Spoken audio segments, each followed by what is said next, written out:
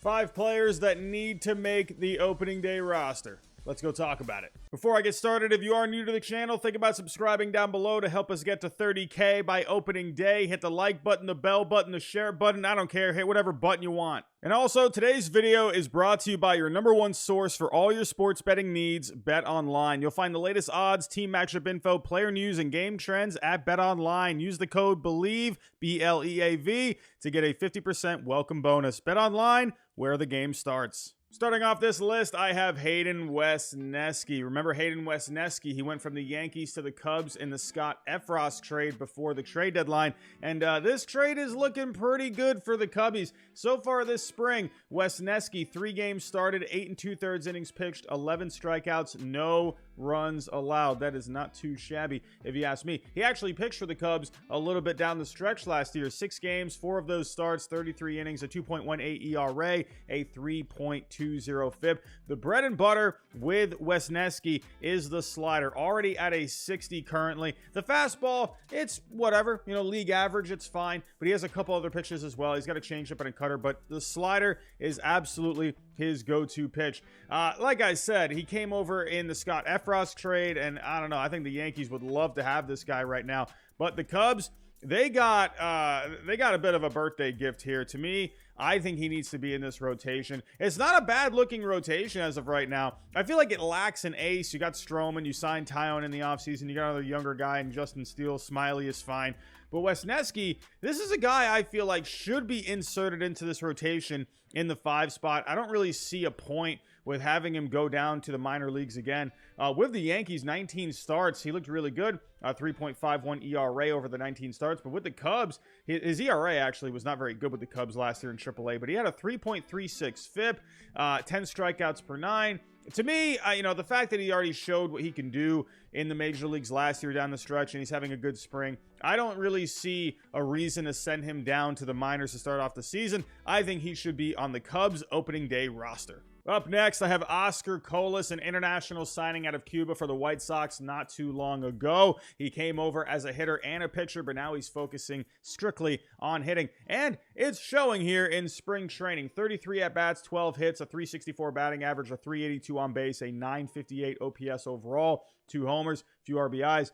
Not looking too bad, if you ask me. And actually, he looked really good in the minors last year. He went from high A ball all the way to AAA. Hit 311 in high A ball. Then he went to double A, hit 306 there with a 364 on base and a 563 slugging, the 14 homers, the 33 RBIs. Hit well at triple A as well over a small sample size. I don't know, man. To me, I think this White Sox team, they need a bit more energy in this lineup. Sure, you signed Andrew Benintendi. I thought that was a good move. That's going to be a guy that's going to give you a lot of contact. And they are also relying on some guys to have bounce back seasons this year, whether or not you're looking at performance and or health as well. There's a few guys that are looking to have better seasons this year, like a Yohan Moncada, a Luis Robert, a Tim Anderson, Eloy Jimenez as well. Andrew Vaughn, I think, is going to keep getting better. I think this White Sox team can absolutely have a bounce back season. And someone like an Oscar Colas, who is a non-roster invite at the moment, to me, I think just throw this guy into this team, man. I just think the ceiling is so high with him. He's already shown what he can do in the minor leagues. He's having a good spring. Have this guy in your opening day lineup in the south side of Chicago. Up next, I have Brett Beatty. He's been a top prospect for the Mets for what seems like forever now. But this guy, just give him a spot on this team. This Mets team is looking really good. And yeah, they ended up losing Carlos Correa in the offseason. They didn't like the physical. They couldn't come to terms on an agreement on a contract. But I think that is a blessing in disguise because I think Brett Beatty is going to be a really good player, and he's really showing it this spring so far. 29 at-bats, 11 hits. That's a 379 batting average. He's getting on base at a 471 average. That is just ridiculous. A 988 OPS overall.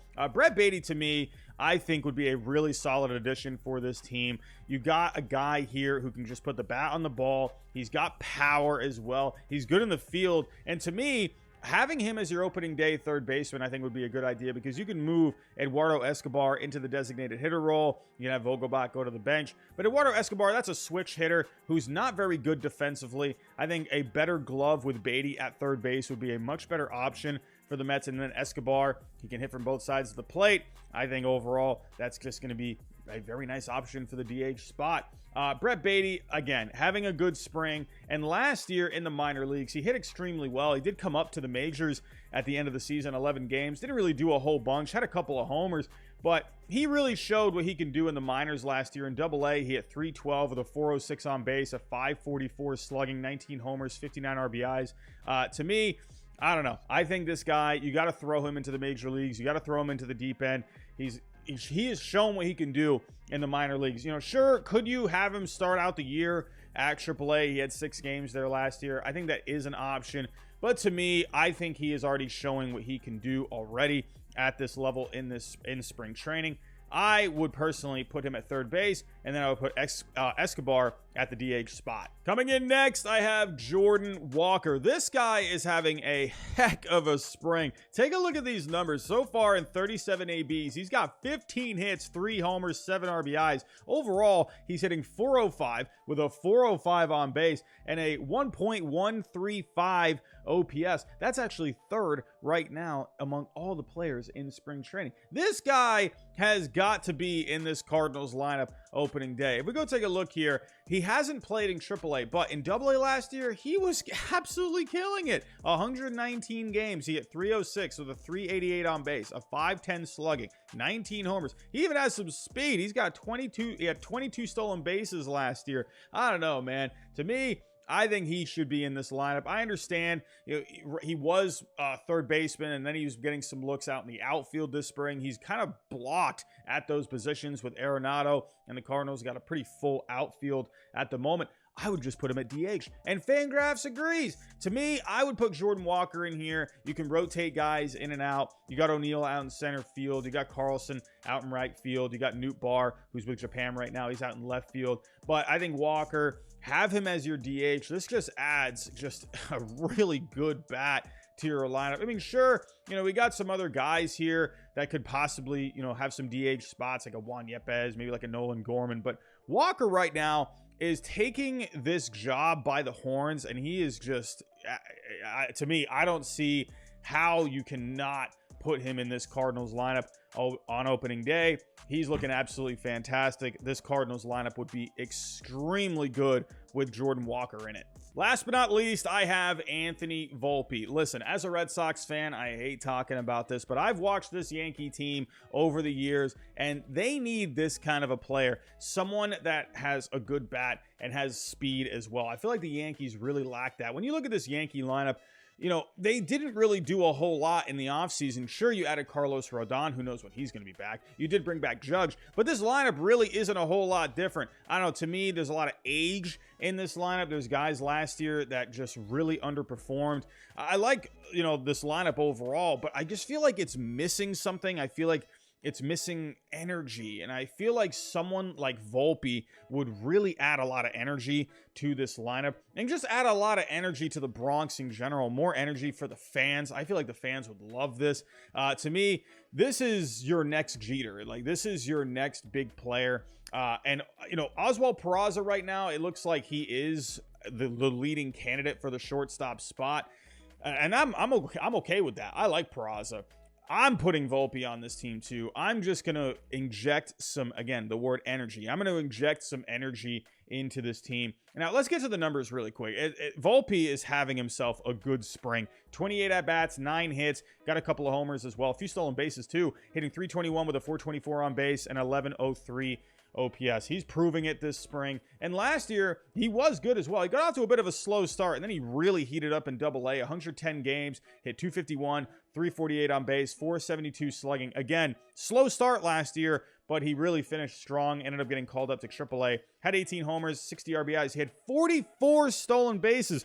My goodness, this guy can snag some bags, and especially with the bigger bases, that's going to make it even better for the Yankees overall. AAA, you know, not amazing numbers overall. Hit .236 with a .313 on base, a .404 slugging over the 22 games. Had a few homers. Had 6 stolen bases, though. To me, I just think, get this guy at the major leagues, man. I just think he just seems like a very mature kid, and I feel like he would be able to handle the spotlight at Yankee Stadium. And again, I like Peraza too. For me, I know the Yankees, they want to have these two guys up the middle. You know, I know you got Gleyber Torres. What do you do with him? If it were me, if I'm playing MLB The Show or MVP Baseball or whatever, I'm trading Gleyber Torres for pitching, man. And I'm just putting these two up the middle. Gleyber Torres, that's a guy with some power. He's going to get you some base knocks. He's going to drive in some runs. But I'm going with the youth movement now. If I'm the Yankees, I'm just going to, once again, use the word energy. I'm going to inject energy into this lineup. I think they need it. Those two guys, Volpe and Peraza, I think they can make some things happen in different ways. I feel like the Yankees they are a station-to-station offense a lot. They live and die by the home run a lot. I think adding those two guys really puts a different dynamic into this Yankee lineup. So if it were me, I'm trading Gleyber Torres for some pitching. I mean, who knows when Carlos Rodon is coming back. That's what I would do personally. But I would hate it, but I would love, as just a baseball fan in general and for Yankee fans, to just have Volpe, your next star, in this lineup on opening day. But let me know what you think down below in the comments. What do you think of these players that I've mentioned? Do you think they should make the opening day rosters? Do you think they should start in the minor leagues at the beginning of the year? Let me know what you think. But that's all I have for right now. Thanks for watching, and I'll talk to you next time.